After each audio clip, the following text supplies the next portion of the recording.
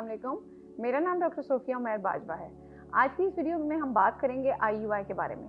IUI क्या होता है, किन कपल्स को IUI करवाना चाहिए और जिन कपल्स को IUI के बाद भी प्रेगनेंसी नहीं होती उनको क्या करना चाहिए। IUI यानी कि इंट्रा यूट्राइन इंसेमिनेशन, ये प्रेगनेंसी के लिए एक मसनूई तरीका इलाज है।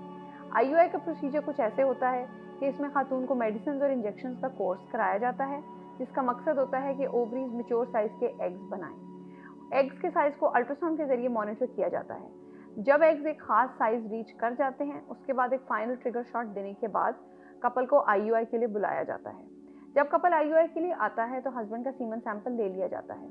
उस सीमन सैंपल को एक IVF लैब में प्रिपेयर किया जाता है और उस प्रिपेयर्ड स्पेसिमेन को औरत के अंदर इंजेक्ट किया जाता है। IUI पेनफुल ट्रीटमेंट नहीं होता और आमतौर पे ख़वातीन आराम से ये ट्रीटमेंट करवा लेती हैं। अगला सवाल ये है कि किन कपल्स को IUI करवाना चाहिए। IUI के लिए एक कपल्स का कुछ कंडीशंस पे पूरा होना लाजमी होता है। इसमें हस्बैंड के सीमन सैंपल का किसी हद तक नॉर्मल रेंज में फॉल करना ज़रूरी है।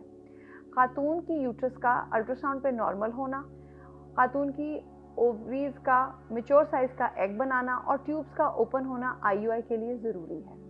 अक्सर कपल्स मेरे से IUI में प्रेगनेंसी के चांसेस के बारे में पूछते हैं। एक स्टैंडर्ड IVF लैब में IUI करवाने के बाद प्रेगनेंसी के चांसेस रियलिस्टिकली 10 से 15% होते हैं। एक कपल जो IUI के रास्ते जाता है उसको चाहिए कि कम से कम 3 से 6 दफ़ा IUI करवाएं। और मैं कपल्स को अक्सर कहती हूँ कि अगर आपने एक IUI के बाद दिल बर्दाश्ता हो जाना है तो आप IUI ना करवाएं। जिन कपल्स को 3 से 6 अटैम्प्ट्स IUI की लेने के बाद भी प्रेगनेंसी ना हो, उनको IVF की तरफ जाना चाहिए।